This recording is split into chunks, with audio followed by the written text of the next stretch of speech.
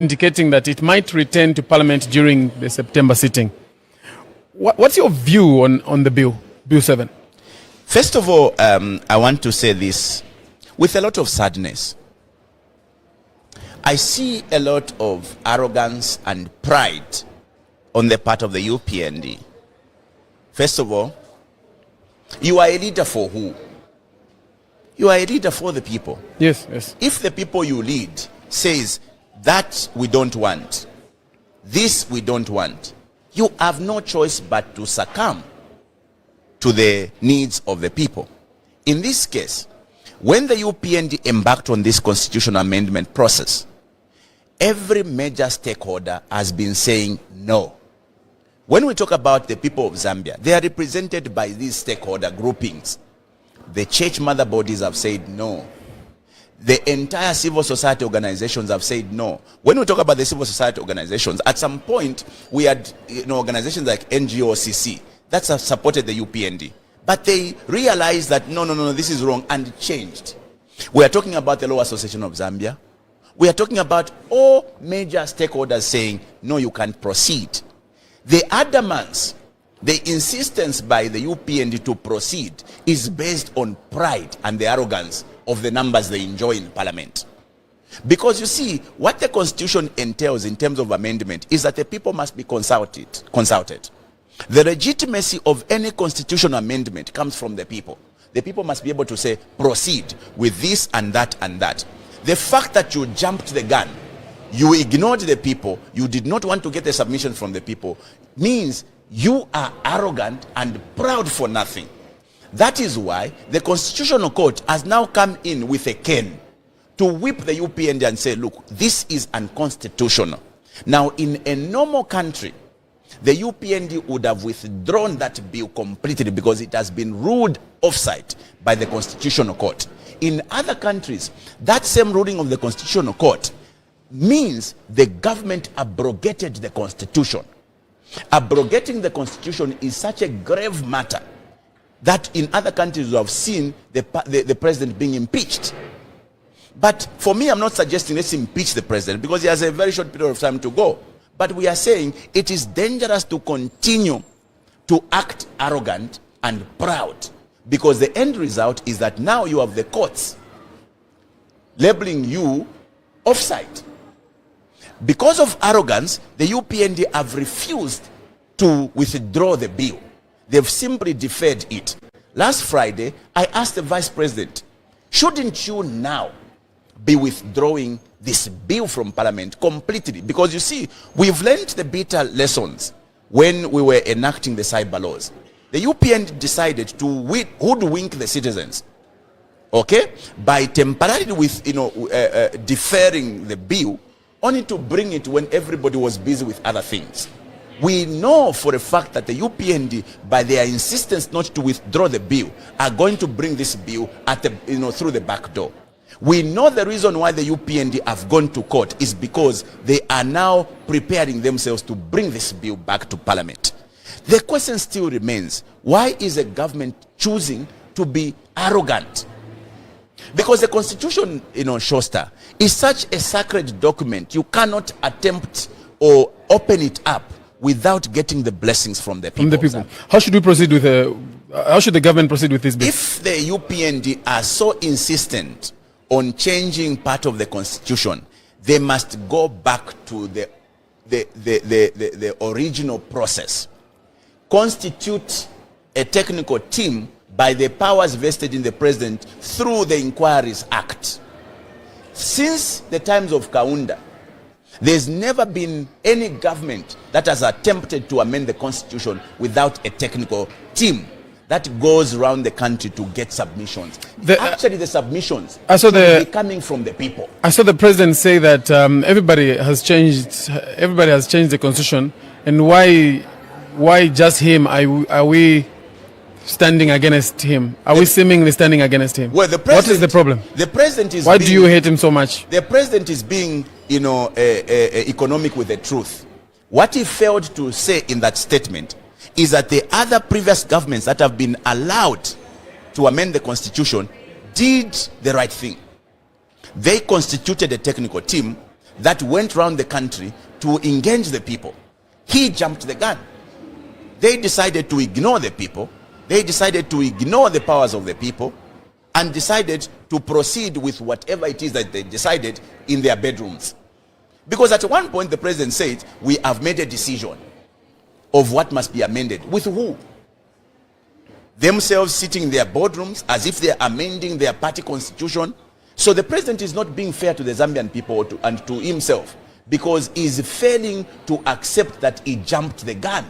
He jumped the process that is accepted in amending the constitution, and that is the involvement of the people. A while ago, you brought up the word impeachment. It reminds me, sometime last week, I think I saw Harry Calabar say that President must resign or face impeachment. If that conversation ever came up in Parliament, which side are you on? Well, are you supporting the impeachment of President HH? Listen, I don't want to go on academic expeditions. I think that we have more important things to do now than to attempt things that we can't, change. For instance, even if we are, and I want to qualify that. I said in my statement, in a normal country, that would have called for the impeachment of the president. But I don't think, personally as BINWELL MPUNDU, that we must embark on academic exercises. In any case, this is a president that only has less than a year to go. Allow him to finish so that he doesn't give it an excuse that I was stopped from fulfilling my promises. Second time you're saying that.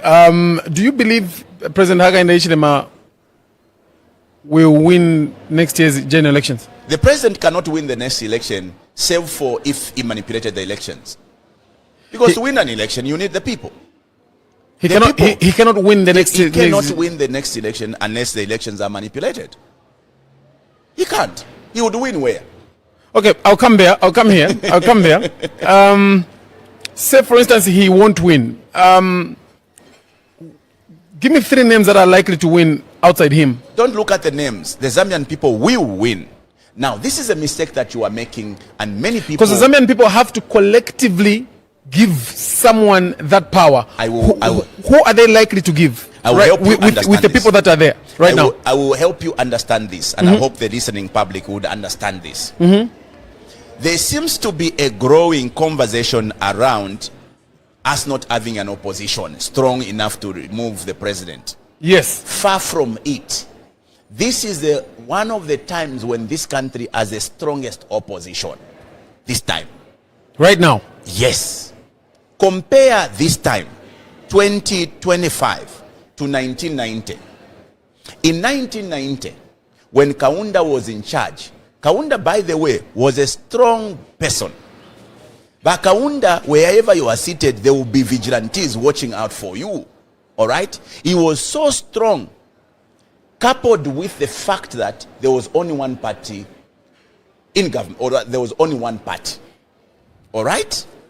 Now, when the citizens who were the opposition then, except they were not just together, decided time had come to remove KK, all it needed them to do was to come together. Not motivated or not being driven by one individual was going to lead them. When the people decided to create the MMD, which was a movement, the interest was not who is leading us. The interest was, let us come together. And when they came together, KK was misled by his advisors. He decided to call for early elections. That saw an election being done or being held within a year, which is the same time we have today. Now, you can compare then and now. Then there was not a single political party. Chances are that votes could have been split, but still PF was able to carry the day. In 2021, UPND was not the only political party that competed with PF. There were other political parties. Chances are that votes could have still been split. Even in 2026, do not think that there will only be 2 political parties. It will not happen. There will still be many political parties and votes will still be split. What are some of the majority? What are some of the indicators that are showing you that the UPND are not winning next year's general election? Just go on the streets. Walk from here to the last end there, to the end there. Ask 10 people. Those of the 10 people, how many will tell you they'll vote for UPND? That is what you need. anywhere you are, and I'm challenging anyone, walk 100 meter and ask 10 people, those who vote for UPND. If you come back with 5, I'll come and give you a 1,000 kwacha. Try it here. Showstar, after this podcast, I have a chance to make a 1,000 kwacha. After this podcast, Showstar, we can walk from here all the way to the end. Let's ask 10 people. You will never get 8. Chances are that you only get 1 who vote for the UPND. That is the strongest opposition indication. I hear you. I'm going to come back to my hypothetical question that I asked and you refused to answer. It's hypothetical. And you're a member of parliament, very vocal, and you're very opinionated. If a conversation came in parliament today for impeaching President Hakainde Hichilema, are you supporting that motion or you're not supporting that motion? I'm not supporting it. Why are you not supporting it? It's an academic exercise. I don't want to spend, my precious time on academic exercises. It's a waste of time. When you say waste time, you feel it might not go through? It won't go through. We don't have the numbers. To impeach the president requires that you have 2/3. We don't have the 2/3, and we'll never have the 2/3 in this current setup. So it's fishing expedition. I don't want to go on a fishing expedition. Let us focus on these issues. Let us focus on the borrowing. Let us focus on this government deciding to give our free toll fee monies to the Chinese consortium. Free money, Showstar. When you are borrowing on one side, you are giving free money to the Chinese. Honestly speaking, when your people are wallowing in poverty, are being load-shedded, some people are going the full day without power, you are giving power to the Namibians and the Botswanans. You prioritize the neighbors, meanwhile your people are hungry. Those are critical issues we must be focusing. We must be focusing, harnessing our resources. God is being discovered everywhere. Showstar, can you imagine for the very first time in the wisdom of God, he decides to uncover sugilite, a mineral we didn't even know. And interestingly, your government decides to play a blind eye and a deaf ear to the existence of sugilite in Luapula. Why? To facilitate for their cadres to continue stealing that sugilite. In the wisdom of God, in the design of God, all we hear are stories. Na bekata ukada with sugilite. Na bekata wakada with sugilite. The next moment, the government announces there's no sugilite. That sugilite should have answered most of our problems. That sugilite would have enabled us not to go and borrow, and should have been able to enable us pay our debts. This is a country, interestingly, Showstar, where technocrats are paraded at the international airport to receive a president because he has structured $6 billion. That $6 billion, we can make it in Mfumbu. But you decide to go and borrow $1.6 billion or $1.2 billion to finance your national budget. It's absurd. I hear you, Honorable. Honorable, I had a conversation with Laura Miti a while ago, and she was talking about members of parliament. And one of the points she raised was that as a member of parliament, in your capacity, you are not able to bring development to your constituency. You did this? Yes. You can't. So I wanted to find out, was she right? Yes. So then, time and again, I have seen members of parliament say, I will do this if you vote for me. I will do this if you vote for me. What is the connection if she was right? So first of all, are you people lie? Do you lie to us just to get our vote? So there's an understanding to those statements we make when we are campaigning. When I say, I am going to do this road, as an example, Chiburuma Road that I've done in Nkana, and the 14 kilometers of roads that I'm now doing in Nkana. All right? Oh, by the way, Nkana is the most constituents, or is a constituency with the most developments. I am coming to the things you have done for Nkana as the next question.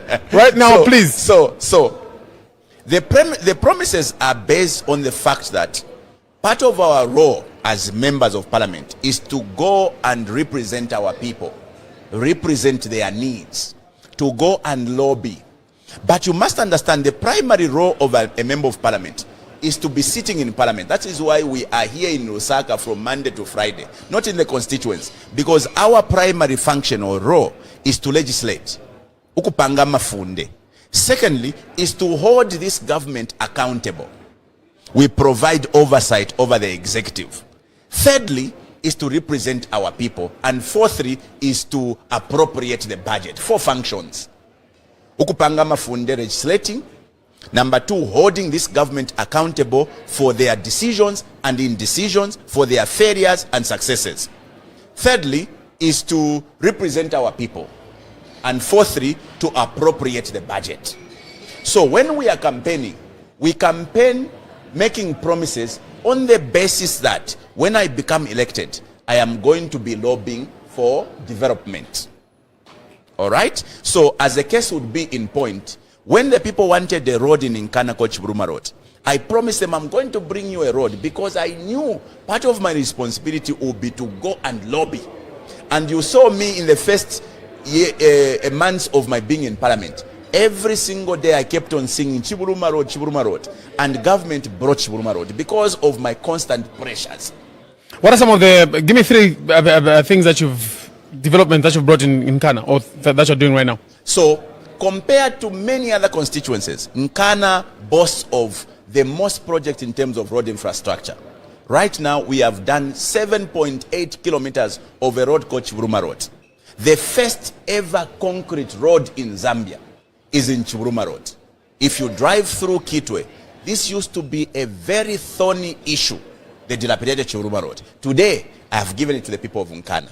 Today, as we speak, the contractor is on site doing a number of third roads, starting from Parklands. They are moving to Independence Road, all the way from Copper Hill into town. They will move into KMB going to Takis. They will do, those who are familiar with Kitwe, from the traffic lights at Buchi going to Kwacha. They are going to do a good number of roads. Now, Kitwe was blessed with 16 kilometers of road, third roads. Out of that, Nkana has gotten over 14 kilometers. Other 2 items? The other item is that there was a big problem in a place called Buchi of sanitation. For many years, the people of Buchi used to step in fecal matters. I have given them a $7 million project to deal with the sanitation problem in Buchi. And the contractor has been on site for over a year now. There is a place called Kitwe West, whose need was simply a secondary school. And I've given them a fully fledged secondary school with teachers' houses. Wonderful. By the way, this weekend, tomorrow, by God's grace, yes, we are now launching a project of water in Mindolo, which is one of the biggest problems that the people of Kitwe, or rather Nkana, have been complaining, particularly in Mindolo. Because we had water pipes run by China Hainan, but the houses were not connected to this water pipeline. So we have secured 5 million kwacha, and we are now going to start. By tomorrow, we are handing over the site to a contractor who will now start connecting the people of Mindolo. So all the insults in Mindolo will come to an end tomorrow. Let's see if we can connect the public and hear what they have to say. Hi there, good afternoon. Good afternoon, sir. Thank you. Your name and where are you calling us from? Mlenga. I'm calling you from Kasama. Mr. Mlenga from Kasama, you may go on and talk to Honorable MPUNDU.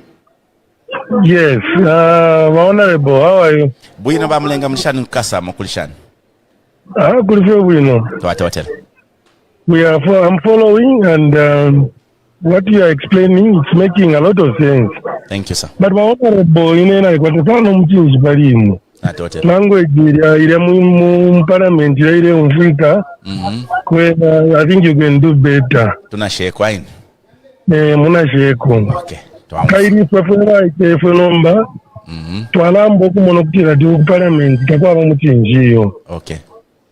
So all those explanations you are making, they're making sense, but I think tone down. I think that's my advice. Thank you. Thank you. Thank you. Thank you very much. There's a number on the screen that you can use to give us a call, a live call actually from wherever you are, and talk to Honorable MPUNDU. You tell him if you want him to continue speaking like he asked on. Hi there, good afternoon. Good afternoon, DJ Showstar. Good afternoon, Honorable MPUNDU. Good afternoon. Good afternoon, thank you. You may go on, sir. You have 2 minutes. Yeah. Oh, brother, your name and where are you calling us from? You're talking to Trevor Mlenga, and I'm calling just within Osaka. Okay, you may go on, please. So I have a small contribution to make. First, I will start by appreciating the Honorable's initiative of which have Thank you. which for youth leadership. And I would say you just said if the president was to win 2026 election, then he would have manipulated. Can you qualify that? Because really, the other implication you're telling us to say President Ishlam is a dictator who doesn't respect the will of the people, and he could do anything to remain in power, manipulate the system. That's the position. I thank you. Before I go, I'll just say I think it was right that you are suspended. Maybe you can take time to introspect within this period. Just introspection.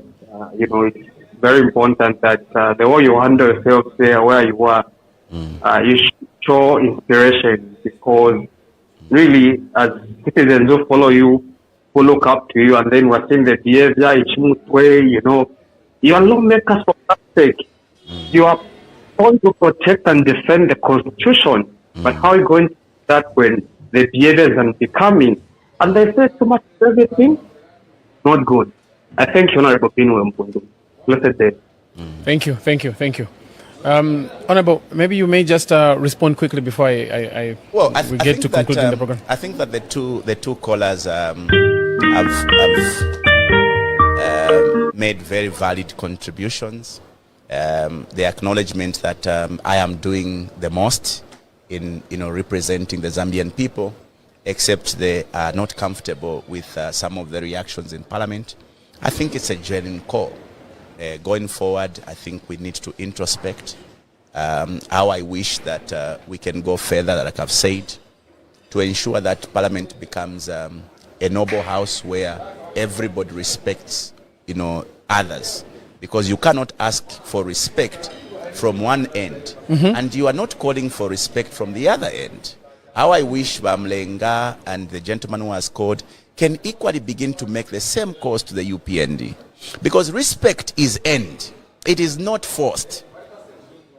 Even if I'm going to promise here that, okay, Tualachitako moderate on the reactions, there's need for us to begin to censure our friends on the opposite side so that they also respect us. So according to you, your reactions are provoked by the UPND? How can one react without provocation?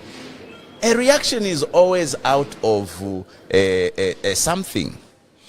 There's no justification, I want to stress, of us being overboard in terms of reactions. But we as a country must also now begin to go beyond and ask, what is agitating the other members to a point where they are overreacting? It will help us. So Bamlenga from Kasama, I hear you. We will begin to check our reaction. I cannot promise that I will not be reacting. I will definitely react based on the provocation, but we'll bear in mind, how we react. Secondly, the gentleman says, how can you say by UPND Tabaka win? In this country, how can somebody, because he's saying, by me suggesting that the UPND can't win, I am questioning the decisions of the people. The decision is not there. We are entitled in this country to freedom of speech to make assumptions, and we can also analyze things. What I'm merely speaking here is not the actual position. It is my own, supposition. I'm basically saying, looking at the way things are, the economy being in shambles, people failing to survive because of the hardships, induced by the dying economy, the escalating prices of commodities. I don't think that the people of Zambia can vote for the UPND. I'm entitled to an opinion. By the way, an opinion is not a statement of fact. It is disputable. You cannot, antagonize somebody based on their opinion. That is why opinions are provided for in the law. Citizens have the rights to opinions. What I'm saying here is an opinion. That is why even Showstar will say, things said here are not ours. It is BINWELL. Yes, okay? yes, These are my opinions. When I say UPND can't win, I mean they can't win based on what I'm able to induce. from what is in the public discourse. Thank you, Honorable. Honorable, as we come towards the close of the program, I wanted to find out, are there any two things that you may appreciate from the UPND government that they have done in pursuit of developing the lives of the Zambian people? Very difficult a question. Also, very difficult to pin out too. Also, your opposition, but I would like you to be as objective as possible. Yeah. And I'm not saying you should say things I want to hear, but it is very difficult really to pin out two things that I would say have been, something you can, praise the UPND for. Of course, if I reduce this conversation to my constituents, yes, I would say thank you, President, HH, for Chiburuma Road. Thank you for the TAD roads. Thank you for the water project and the little development that we have in Nkana. I'll be very unfair if I did not recognize them for their efforts, because remember, I am an independent MP, arguably, an enemy of the UPND, okay? Even though I don't believe that we must be enemies, okay? And I'm an ardent critic that we cannot dispute of the UPND. And so for my constituents to receive these developments means that the UPND have responded to some of our, and must be, commended. I think overall... And the CDF as well you receive? Overall, what can be given as a pat on the back of the UPND would be the CDF. Taking all things being equal, the CDF is a very good program that would supplement the central government's developmental agenda.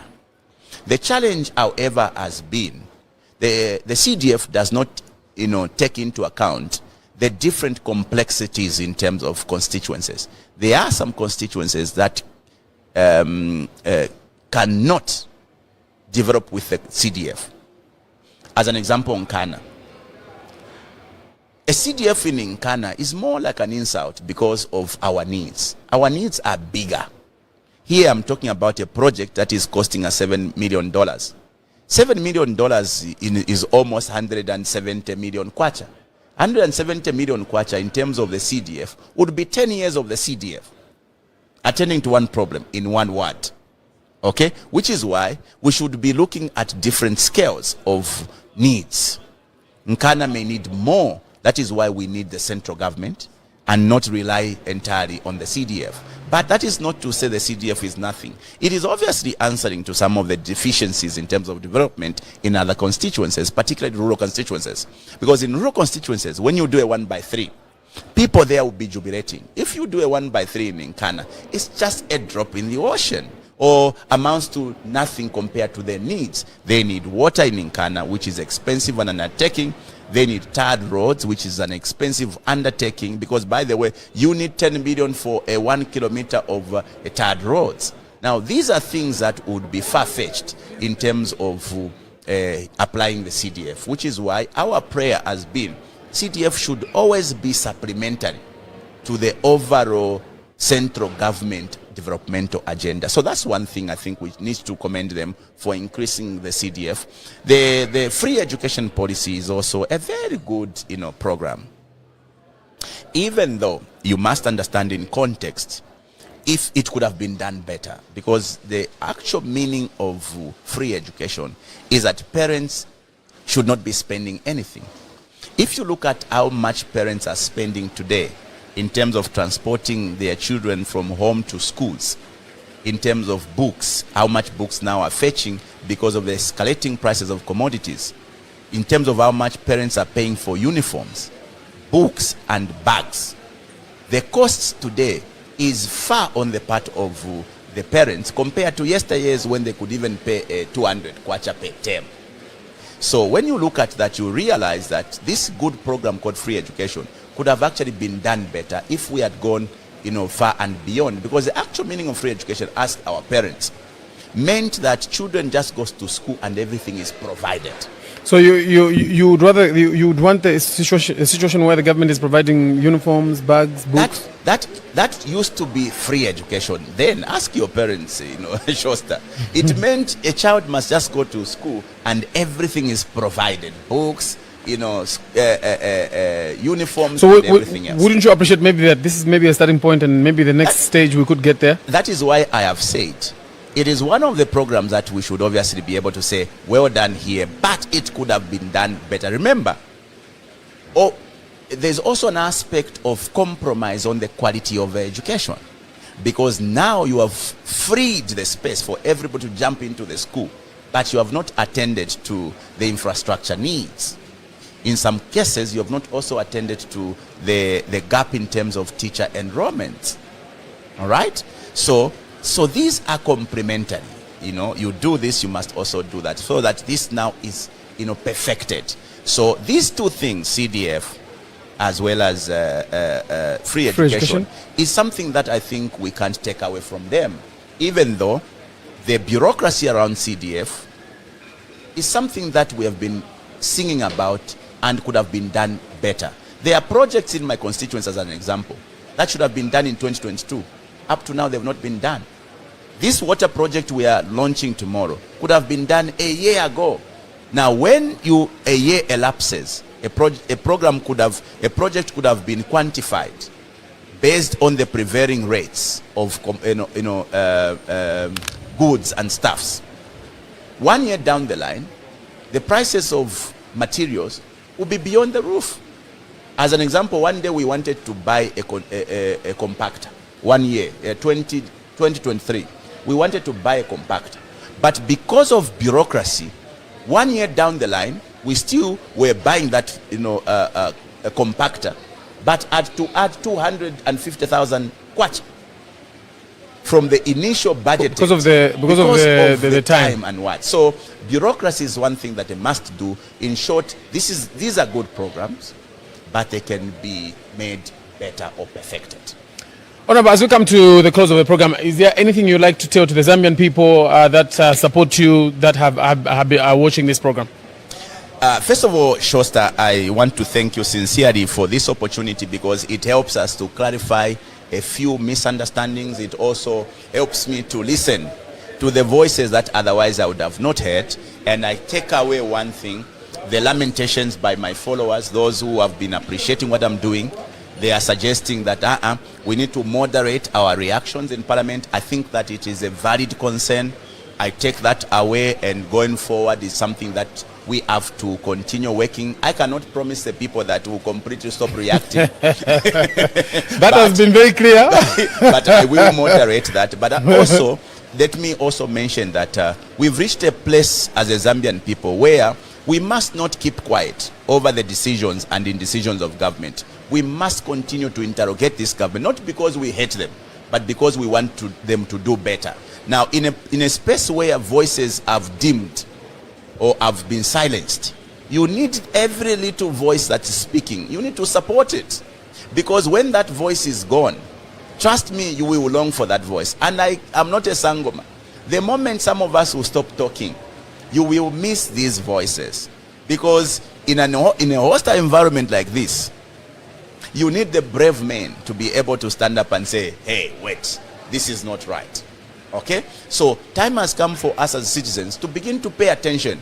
Let us not continue focusing on trivialities, the light moments in Parliament. Let us focus on the issues being discussed that is leading to the breaks, the light moments, the reactions. In this case, your government continues to borrow. Focus on the borrowing. In this case, your government is gifting the Chinese the monies from toll gates. Interrogate your government. Why are you giving free monies on the toll gates? Meanwhile, on the other hand, you are going to borrow. In this case, why is your government continuing to give your neighbors electricity when you, the citizens, your companies are dying because of lack of electricity? Your small businesses, the barber shop, the saloons, the welding, businesses are all dying because of the lack of electricity. Why should you not interrogate your government as to why they are making those decisions? Today, this government is saying, let us import power.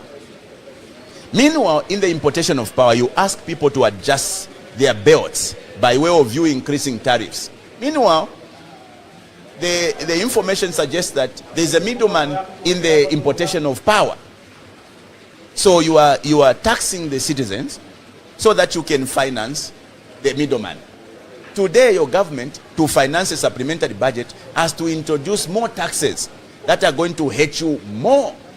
Today, because of borrowing, your government is pulling off all the resources available for the banks to be able to lend out to the private sector. What does that do? The private sector is completely going to die because they will not be able to access the resources that the banks, but also the little that is going to be available will be very expensive.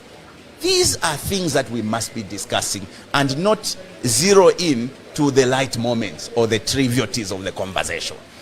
Just now I've had a question. With what has happened to Munia, JJ, and is it Mfue? Does it ever send a message to you that maybe you should tone down and maybe something like that could happen to you? Well, I'll tell you that if you see the conversations of the comments of the UPND, all of the members are saying, let's take Bino into jail. That's what they are saying. No, next New Year, let's have a by-election in Nkana. Ordinarily, as a human being, you want to be scared. Yes, I am scared, Showstar. But I'm not scared to a point of giving up. We are some of the people who are prepared to die for our country. So if the UPND thinks that the way out is to silence every voices by taking them to prison, they are welcome. We will go to prison. After all, those prisons were made for human beings. We will come back. On our way to prison, we'll be talking, and on our way out, we'll still be talking. I think what this country needs is not a situation where those in power are looking at how do we silence or how do we destroy BINWELL. They must be saying, how do we learn from him? Yesterday, I made a call when I featured on some TV program saying, I want to meet the president. I think time has come. And I want to make this earnest appeal to the handlers of the president. I think that there are a lot of issues that unfortunately I've been speaking to in the public. I want to have a very genuine sit down with the president. If it is okay, I would want to have a conversation with the president so that I can share some of the things I feel can be done better. Because the blame is, why are you speaking to the president in public? You must know, Showstar, it is not easy to reach out to the president, which is why publicly, and I'm going to write a letter after this, I am making a request that we have a sit down with the president, because there are a number of issues that maybe sitting down, we can agree reasonably. Because like the members will tell you, meaning that from a young man can come forth wisdom that can help change the course of this country. So I think that the UPND should not be looking at means and ways to kill every critic. My producer says there's a lot of calls. Can we pick three calls? 5? Fine. Let's go. Hi there. Good afternoon. Yeah. Hello. Good afternoon. Hi there. Good afternoon. Hello. Good afternoon. Hello. Hello, good afternoon. Good afternoon, thank you. Your name and where are you calling us from? I'm Harriet Matonga. Right now I'm calling you from Kalulush. Madam Harriet, please go ahead and talk to Honorable MPUNDU. Honorable MPUNDU, good afternoon. Good afternoon, Harriet. How are you? I'm very well, thanks. How are you? Very well, very well. Yes, so MPUNDU, I'm one of your critics. Okay. Especially now that the way you are coming out in Parliament is not inspiring to some of us. Okay. Yes. You, in terms of confidence and all that, it's okay. And you know what? You are creating a very good opposition for the ruling party to be ruling properly. But your sarcasm, Honorable, tame down your sarcasm. Yadama weds mudebo onfea palati yateke. Te ambi molo. Ukoso liba kumusibira kuno. Wadi sibe kumudela ndapo. Na atwisho takwa bo teka molo. Not Mr. Model and that. And therefore, so come here because say their language move on fear. So that's why I'm going to your language. Honorable, we respect you, and you are representing us, the youthful, aspiring leaders. But then, when you are coming out the way you are coming out, at first it was nice and it was comic. It was sounding okay. But I think you've gone over. It's excessive. It's not about the way you've written, because when you came out to explain as to why you were suspended, you just focused on the fact that someone is trying to curtail you in terms of asking questions. I don't think that's the point. The point is when you are asking those questions that you are asking, there's sarcasm attached to how you are responding to your fellow honorables. It's not inspiring, honorable. It's not inspiring at all. Inspire us in a way that even the way you came out when you were speaking outside there, it was different from the way you come out when you're in Parliament. We follow those proceedings. And most of us are not Dwanzi. We are actually following you. There's nothing that you can tell us.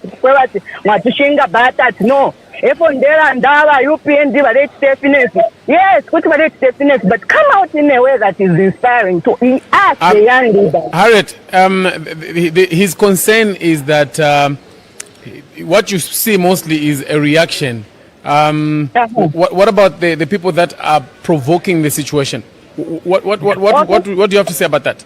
And he says that the speaker lets them provoke freely. I think in terms of provocation, almost every person is provoked at some point. But it's how you respond. You feel that right now the discussion is not about who provoked him. The discussion is how does he respond? Because responding also shows the kind of leadership a person is. You know, the way you respond to those provocations, that is where the problem is, honorable. At least find ways of responding in a better way, unlike where you are coming out sulky, sarcastic like that. Let us conclude, Harriet. No. Let us conclude. Yes. No, that was my only point. Otherwise, the rest of the things, you are an inspiring leader. All of us, we are looking up to you. We are also getting interested in leadership because of people like you. But when you come out in a sarcastic manner like that, you're not inspiring us. Please just tell me in terms of how you respond to those provocations. Tell me the way you respond. Thank you, Harriet. The rest of the things, it's okay. Thank you so much. Thank you. We appreciate you. Producer says there's a lot of calls, so we could take 2 more calls, right? We could, he wants us to take 3. Let's take 3 more calls quickly. There's a number on the screen. Hi there, good afternoon. Honorable, you're going to respond to this. Hi there, good afternoon. Good afternoon, moderator. Good afternoon, thank you. Your name and where you're calling us from? Sounds like proud. Peter Simugwagwa calling from Mandevu. What is your name, Mr. Peter? Senior Simugwagwa. Senior Simugwagwa. Please talk to Honorable MPUNDU. Honorable Mulibwanji. Bwina Mulibwanji ba Simugwagwa. Tiri bwino. Honorable Timakukonkani mu parliamenti. Vambiri mumarwisha kuti vinkaremushe but kumarasti mumaviru vyanya mumavyamba bwino.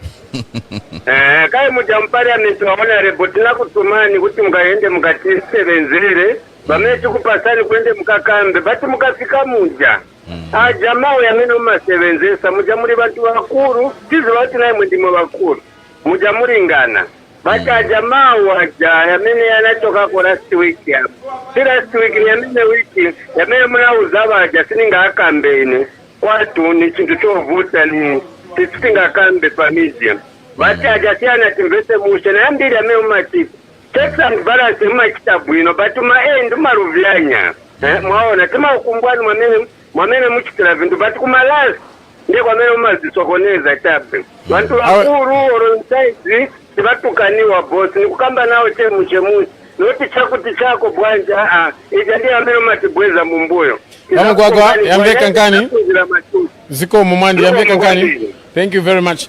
I think they're speaking the same thing. Let me see if we can get the last caller and see if it's going to be a different conversation. There's a line on the screen. You could be our last caller and see if you can forward your comments and contribution to Honorable MPUNDU.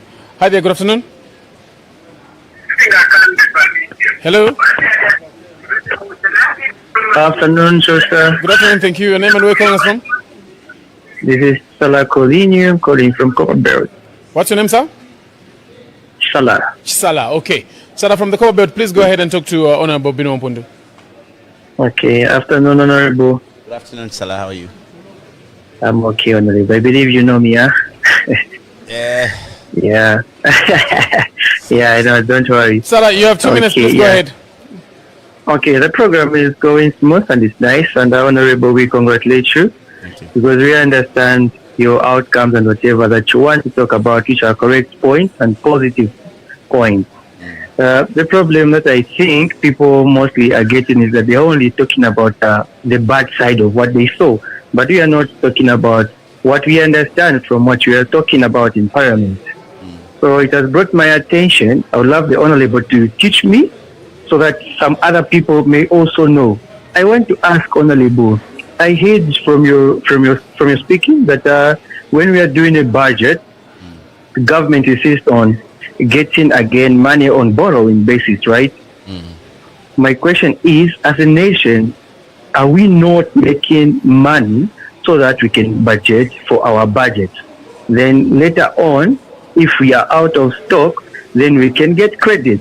I believe that's the way we do even at home. We work in and we get some money. We budget from what we are working from. Then if we are out of some stuff, then we get on credit, little credit.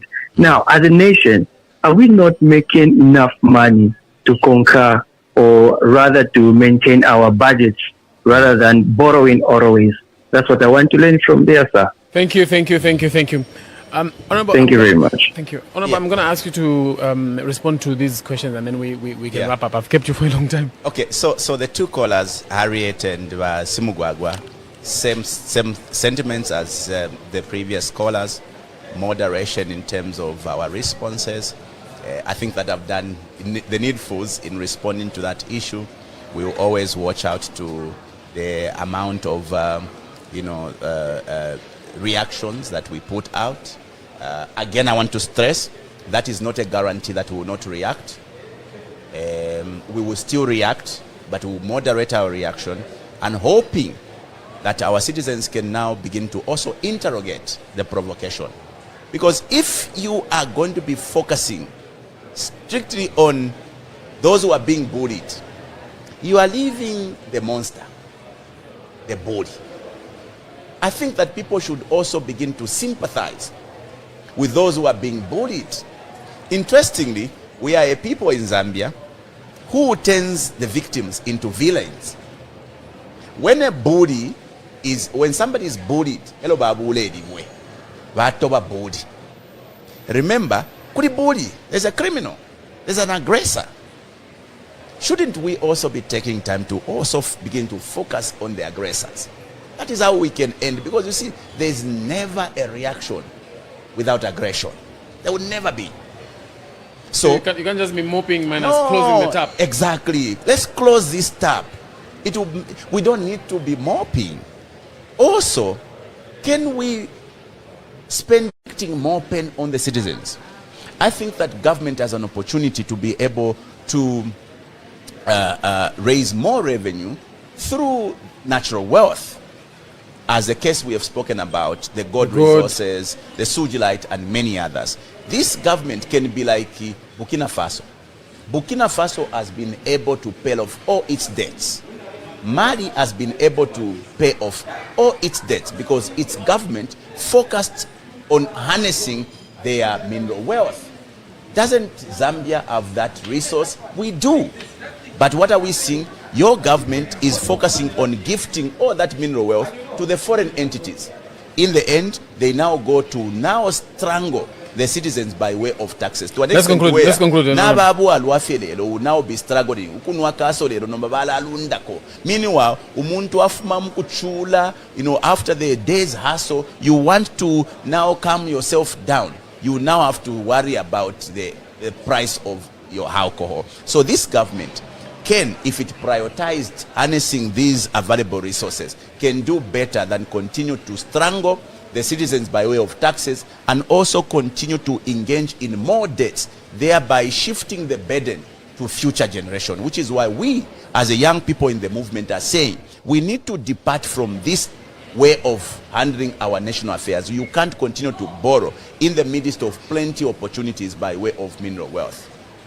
Honorable, I have to thank you so much for making time. I've kept you for a long time and a lot has been said. I have to thank you so much for making time and being here to talk to the people of Zambia. Thank you so much, Showstar. Thank you to all those who have made their opinions. We respect your submissions and we are going to work towards those observations you've made. I think that next conversation may be different. Thank you. And also I would like to thank you, the viewers and the listeners, wherever you are listening from, being part of this program. We appreciate you. Until next time, this has been Showstar's House.